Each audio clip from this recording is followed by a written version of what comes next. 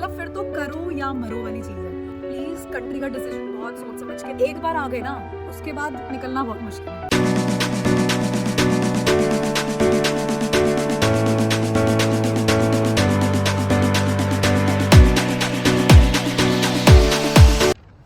So hello everyone, welcome back to my channel exploring abroad. और आज की जो वीडियो होने वाली है ना, वो होने वाली है, इस कौवे को ले लो पहले एक काम में। भाई शांत हो जाओ प्लीज़, अब लोग मुझे तो गाइज आज की जो वीडियो होने वाली है ना, वो होने वाली है कि इनिशियली जब आप सोचते हो कि आपको स्टडी अब्रॉड करना है, लाइक आपने अपना 12th किया, उसके बाद आपको बैचलर्स इंडिया से नहीं करनी है, बाहर से करनी है, या मास्टर्स बैचलर करने के बाद आपको मास्टर्स बाहर से करनी है, तो जो सबसे पहली चीज़ आपके दिमाग में आती है कि मैं कहाँ से करूँ बाहर से।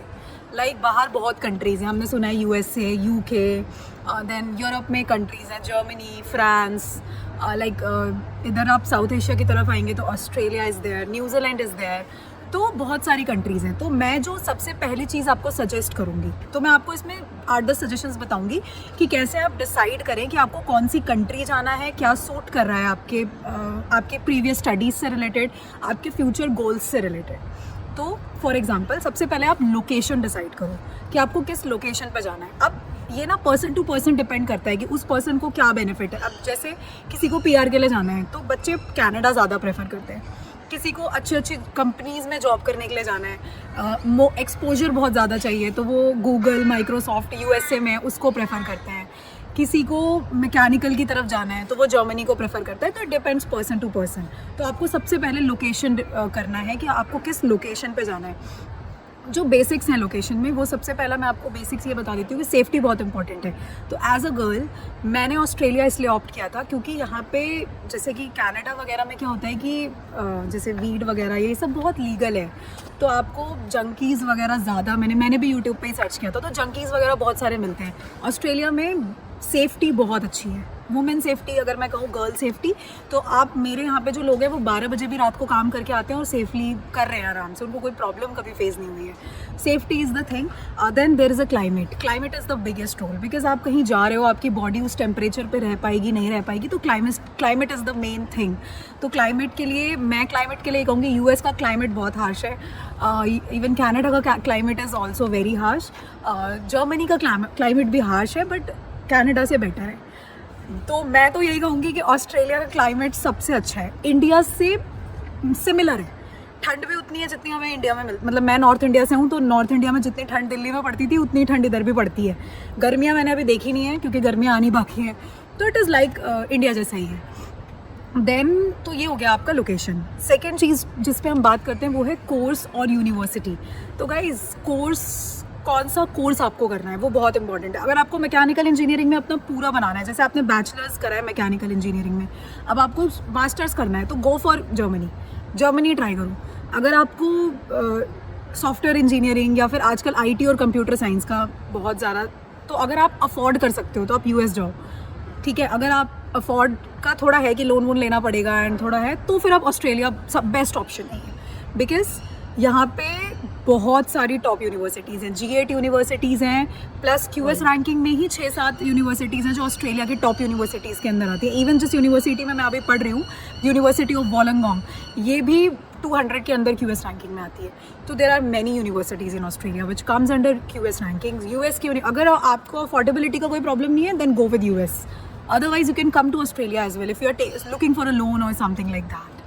Canada is also an option, but Canada में बहुत ज़्यादा ये कह सकती हूँ मैं कि बहुत ज़्यादा यूनिवर्सिटीज़ जो उनकी रैंकिंग मैंने इतना देखा नहीं है, इतनी अच्छी मुझे लगी नहीं, इसीलिए मैंने ऑस्ट्रेलिया प्रेफर किया। तो ये हो गई दूसरी चीज़ which is course. Then third चीज़ is cost and expenses. Guys cost और एक्सपेंस बहुत इंपॉर्टेंट है, क्योंकि हमें कहीं भी जाना है, हमें पार्ट टाइम करनी है, हमें अपना लिविंग एक्सपेंस निकालना है, हमें अपना लिविंग एक्सपेंस निकालने के साथ अपनी कोर्स की फ़ीस निकालने का सबसे ज़्यादा टेंशन रहता है।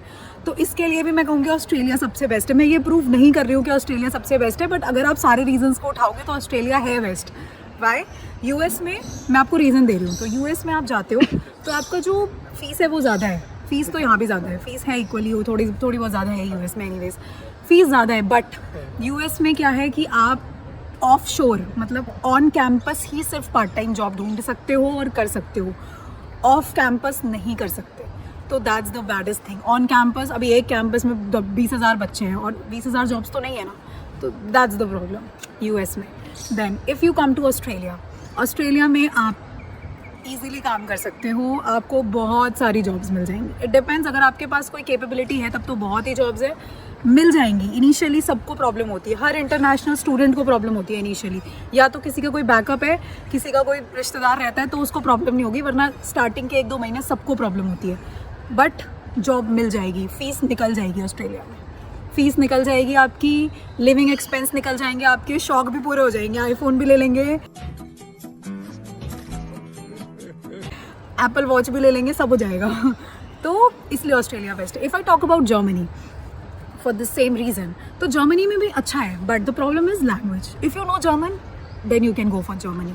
तो दैट्स द थिंग। जर्मनी में फ्री एजुकेशन है, तो अगर आप जर्मन आती है ना तो सबसे बेस्ट जर्मनी है। बट अगर जर्मन नहीं आती, इंग्लिश पे रिलाई वो है, तो ऑस्ट्रेलिया बेस्ट है। It depend on many factors, मतलब एक फैक्टर के बेसिस पे आप अपनी कंट्री डिसाइड नहीं कर सकते हो। देन उसके बाद आता है, अगर गाइस आपने सोचा है कि आपको अब स्टडी अब्रॉड के लिए जाना है, तो आपको सबसे बेस्ट एजेंट ढूंढना है। एजेंट बहुत इंपॉर्टेंट होता है। एजेंट किस तरीके से आपकी फ़ाइल को प्रेजेंट कर रहा है एम्बेसी के आगे, यूनिवर्सिटी के आगे, आपकी प्रोफाइल किस तरीके से प्रेजेंट कर रहा है, वो आपकी एसओपी कैसी है फॉर वीज़ा, आपका मतलब यूनिवर्सिटी को किस तरीके से दिखा रहा है, आपकी previous qualification and all to get an enrollment, वो बहुत इंपॉर्टेंट है।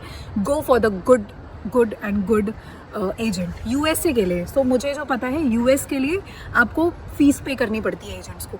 इवन ऑस्ट्रेलिया के लिए भी कुछ जगह करनी पड़ती है, देयर आर सम प्लेसेस जहाँ करनी पड़ती है, बट जहाँ से मैंने करा है आईडीपी द बेस्ट, एंड जहाँ से बहुत सारे बच्चे कराते हैं, या फिर काफ़ी जगहों पे नहीं भी करनी पड़ती, बट यूएस के लिए मैंडेटरी है कि you have to pay the fees in IDP as well. So वो चीज़ का है, थोड़ा आपको वहाँ का भी कॉस्ट लगेगा, मतलब वहाँ का एप्लीकेशन फ़ीस होता है यूनिवर्सिटी टू यूनिवर्सिटी। ऑस्ट्रेलिया में एप्लीकेशन फ़ीस नहीं होता है, तो दैट्स द गुड थिंग कि आपको एडमिशन मिले ना मिले, आपकी एप्लीकेशन की जो वो $500 $400 वो चले जाएंगे। तो वो चीज़ का एक है। 5वीं चीज़ लैंग्वेज, जो मैंने बोला, अगर आपको कोई भी थर्ड लैंग्वेज, फ्रेंच आती है फ्रांस जाओ, जर्मन आती है जर्मनी जाओ, पर इंग्लिश आती है तो ऑस्ट्रेलिया ही आओ क्योंकि ये सबसे बेस्ट है ऑस्ट्रेलिया। उसके बाद जो मैं एक सबसे इम्पॉर्टेंट चीज़ पे बात करूँगी वो है कैरियर अपॉर्चुनिटीज़। तो गाइस पीआर, अगर आपका मोटिव है पीआर लेना, तो मैं बता रही हूँ आपको, ऑस्ट्रेलिया ना अभी जैसे आपका 2 साल का मास्टर्स है ना, तो अभी वो 5+2 का टीआर दे रहा है for specific courses universities, plus सबको 3 तो दे ही रहा है। कोई भी यूएस में 18 मंथ्स है, 12 मंथ्स या 18 मंथ्स है। देन जर्मनी में 18 months post study work visa right है, और उसमें भी आपको जर्मन आनी चाहिए तभी जॉब मिलेगा, अदरवाइज़ आपको जाओ भाई अपनी कंट्री जाओ वापस। तो इट इज़ लाइक दैट। तो ऑस्ट्रेलिया इज़ बेस्ट अगर आप उस पॉइंट ऑफ व्यू से भी देखेंगे, तो I feel like that Australia is the best.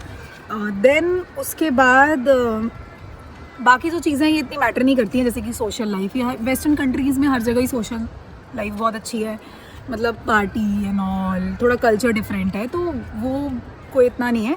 Europe का सबसे बेस्ट है, जो मैंने भी सुना है, देखा नहीं है बट जो सुनाएगी, क्योंकि वहाँ पे ये है कि आपको एक्सपोजर बहुत सारी कंट्रीज़ का मिलेगा, बिकॉज आपका बगल में स्विट्ज़रलैंड, पेरिस, लंदन, तो आप इधर उधर घूम सकते हो। यूएस अपनी जगह बेस्ट है, ऑस्ट्रेलिया अपनी जगह बेस्ट है। तो जो मैंने आपको फैक्टर्स बताए हैं ना, जब भी आप स्टडी अब्रॉड का सोच रहे हो, तो do one thing, take a pen and paper and then write down the factors, and उसके बाद उस फैक्टर में आपको क्या क्या चाहिए उस हिसाब से आप उस पर लिखो, एंड देन आपको कौन सी कंट्री उस हिसाब से बेस्ट लग रही है, then decide your country. Because country का डिसीजन बहुत इंपॉर्टेंट डिसीजन है।